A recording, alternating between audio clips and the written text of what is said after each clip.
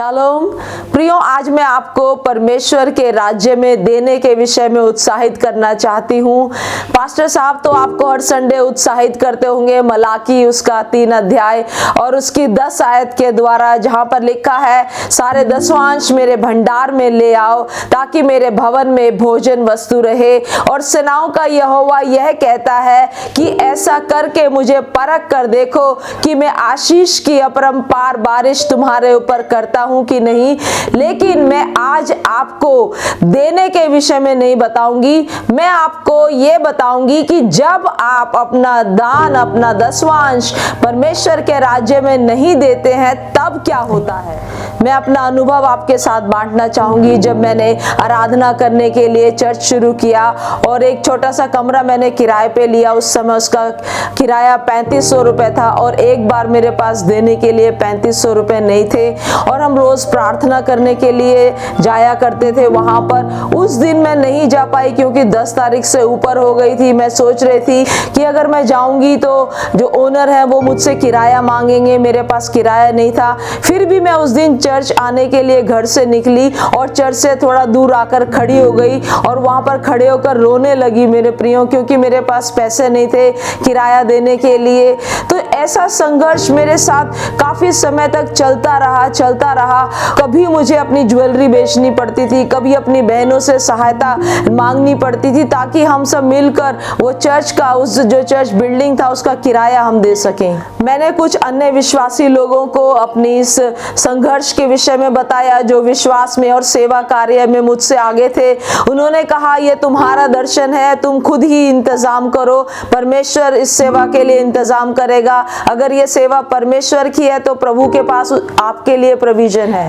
प्रियो, मत्ती रचित सुसमाचार उसका 14वां अध्याय में हम देखते हैं प्रभु यीशु मसीह वहां पर एक महान चमत्कार करते हैं। 5000 से ज्यादा लोगों को रोटियां खिलाते हैं। उस भीड़ में से कोई 5 रोटी और 2 मछली प्रभु यीशु मसीह के पास लेकर आता है, उसी से प्रभु यीशु मसीह चमत्कार करते हैं। तो मैं आपको उत्साहित करना चाहती हूँ, यदि आप जो कुछ आपके पास है अगर आप वो प्रभु को नहीं चढ़ाएंगे तो परमेश्वर कैसे चमत्कार करेगा। प्रियो, खर्चा तो बहुत है सेवा का काम करने के लिए, परमेश्वर का राज्य बढ़ाने के लिए, और शायद हम उस खर्चे को पूरा भी ना कर सके, लेकिन हम अपना हिस्सा तो दें। मैं हमेशा अपनी कलीसिया में ये बात कहती हूँ और आज आपको भी मैं उत्साहित करना चाहती हूँ कि जहां भी कहीं परमेश्वर एक कलीसिया की स्थापना करता है, अपना राज्य जहां भी परमेश्वर बढ़ाता है, वहां पर एक नया अब्राहम पैदा करता है, एक नया पौलुस पैदा करता है, एक नया यूहन्ना आता है, एक नया पतरस आता है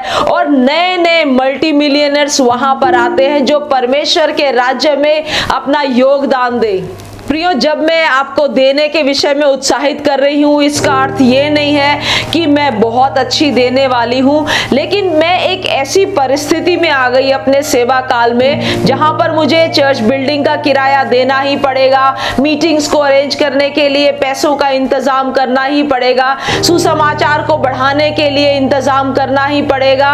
और मैं परमेश्वर का धन्यवाद करती हूँ कि मैं चाहती भी थी, और जब मैंने थोड़ा थोड़ा इंतजाम करना शुरू किया, परमेश्वर के राज्य में थोड़ा थोड़ा निवेश करना शुरू किया, परमेश्वर ने मुझे आशीष देना शुरू कर दिया। और मैं परमेश्वर का धन्यवाद करती हूँ कि मैं ऐसे देने वाले गवाहों के बादल से घिरी हुई थी जो परमेश्वर के राज्य में निवेश करते हैं। उन लोगों को देखकर मैंने परमेश्वर के राज्य में निवेश करना सीखा। हो सकता है कि आपकी कलीसिया में कुछ ऐसे लोग आते होंगे जो बहुत ज्यादा भेंट देते होंगे, या जो कुछ लोग बहुत कम भेंट देते होंगे, या कुछ ऐसे लोग भी आते होंगे जो शायद कुछ भेंट ना दे सके। लेकिन आपने नोटिस किया होगा आपके पास्टर साहब आप सबके साथ एक सा व्यवहार करते होंगे, उनके मन में आपके लिए कोई भेदभाव नहीं होगा, क्योंकि आपके जो पास्टर हैं वो परमेश्वर को रिप्रेजेंट करते हैं।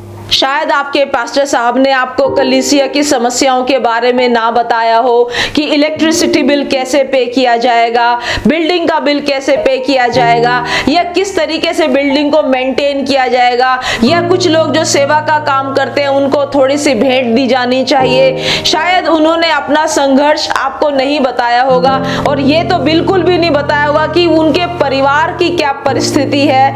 मेरे प्रियो, मैं जब पैसे की कमी में आई तो तो मैं कुछ ऐसे लोगों के पास गई इस स्वार्थ से कि मुझे वहां से सहायता मिल सकती है। जब उनके पास परमेश्वर ने आर्थिक आशीष दी हुई थी, जब मैं उनके पास गई तो मैंने देखा कि उनका जो आत्मिक जीवन है वो परमेश्वर के वचन से भरा हुआ है और परमेश्वर के वचन की शिक्षाओं पर उन्होंने मन लगाया हुआ है और परमेश्वर के राज्य में बड़ी ही ईमानदारी से वो बोलते हैं, इसलिए परमेश्वर ने उनको आशीष दी है। मैं प्रभु का धन्यवाद करती हूँ कि जब मैं कमी में आई, आर्थिक कमी में आई, तो मैंने सोचा कि मैं उन लोगों से जुड़ूं। जब उन लोगों से जुड़ी तो मुझे पता चला उनका जो आत्मिक स्तर है वो बहुत अच्छा है, वो परमेश्वर के राज्य में ईमानदारी से निवेश करते हैं। परमेश्वर का वचन कहता है लूका रचित सुसमाचार उसका 6वां अध्याय उसकी 38 आयत में, दिया करो तो तुम्हें भी दिया जाएगा, लोग पूरा नाप दबा दबा कर हिला हिला कर तुम्हारी गोद में डालेंगे, क्योंकि जिस नाप से तुम देते हो उसी नाप से तुम्हारे लिए भी नापा जाएगा। प्रियो, मैं आप सब लोगों को उत्साहित करती हूँ कि अपनी कमाई का हिस्सा आप जरूर परमेश्वर के भवन में लेकर जाएं और आशीषित हो। जब मैं आपको उत्साहित कर रही हूँ, इसका अर्थ ये नहीं है कि मैं पास्टर हूँ तो मुझे अपनी भेंट, अपनी ऑफरिंग देने की जरूरत नहीं है। एक पास्टर होने से पहले मैं एक विश्वासी हूँ, मैं भी इस बात को सीखती हूँ, वचन की आज्ञा को मानती हूँ और अपना जो कमाई का हिस्सा है वो परमेश्वर के भवन में लेकर आती हूँ। प्रियो, जब हम दसवांश और भेंटों के विषय में बात कर रहे हैं परमेश्वर के भंडार में लेकर आने के लिए, मैं आपको उत्साहित करती हूँ कि अपने परिश्रम का, अपनी मेहनत का, अपने समय का भी भेंट आप परमेश्वर को चढ़ाएं। पौलुस कहता है कि सुसमाचार के कार्य के लिए मैं अपने आप को खर्च करने के लिए तैयार हूँ। मैं एक पास्टर को जानती हूँ जिनके पास थोड़े बहुत पैसे तो हैं, लेकिन उनकी कलीसिया के लोग साथ में खड़े होने के लिए तैयार नहीं है। जब कोई भी मीटिंग होती है तो सारे लोग सज कर आते हैं और उसके बाद निकल जाते हैं। मीटिंग के बाद पास्टर और उनका परिवार कुर्सियों को समेटता रहता है। प्रियो, जब हम देने के विषय में बात कर रहे हैं तो मुझे एक कहानी याद आती है। एक व्यक्ति चर्च जा रहा था और चर्च की सीढ़ियों पर उसे 500 रुपए का एक बंडल मिला और उसी बंडल से निकालकर उसने 500 रुपए ऑफरिंग दी और फिर खुशी खुशी घर आया और आकर उसने अपनी पत्नी को कहा कि आज मुझे 500 रुपए का एक पूरा बंडल मिला है। जब उसने अपनी जेब में हाथ डाला तो वो बंडल उसकी जेब में नहीं था, केवल 500 रुपए का नोट उसके पास था। तो जो कहानी का जो मॉरल है वो ये है कि जो आप देंगे वही आपके पास रहेगा। जब हम देने के विषय में बात कर रहे हैं तो एक अनुभव मैं आपके साथ बांटती हूँ। मैंने कुछ ऐसे विश्वासी लोगों को देखा है जो जिस कलीसिया में जाते हैं उसमें वो अपना भेंट नहीं देते हैं, वो किसी दूसरी मिनिस्ट्रीज में अपना भेंट देते हैं। उनको ऐसा लगता है कि उनकी कलीसिया में बहुत है या उनकी भेंट का सही इस्तेमाल नहीं किया जाएगा।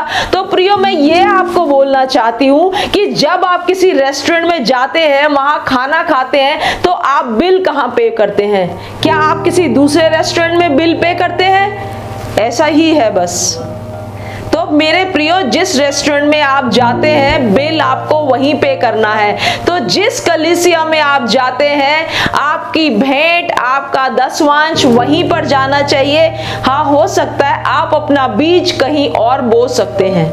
प्रियो, सबसे पहले हम दसवांश का वर्णन उत्पत्ति की किताब उसका 14 अध्याय में देखते हैं, जहां पर अब्राहम शालेम का जो राजा है मलकीसिदक याजक उसको अपना दसवांश देते हैं। और दूसरी बार जब परमेश्वर आदेश देता है मूसा को, जब तब पवित्र तंबू बनाने के विषय में बात होती है, तब परमेश्वर मूसा को कहता है कि लोगों को आदेश दे कि भेंट लेकर आए। निर्गमन की पुस्तक उसका 35 अध्याय और इसकी 5 आयत से 10 आयत तक, तुम्हारे पास से यहोवा के लिए भेंट ली जाए और जितने अपनी इच्छा से देना चाहे वे यहोवा की भेंट करके ये वस्तुएं ले आए, अर्थात सोना, चांदी, पीतल, नीले, बैंगनी और लाल रंग का कपड़ा, सूक्ष्म सनी का कपड़ा, बकरी का बाल, लाल रंग से रंगी हुई मेढ़ों की खालें, सुइसों की खालें, बबूल की लकड़ी, उजिया उजाला देने के लिए तेल,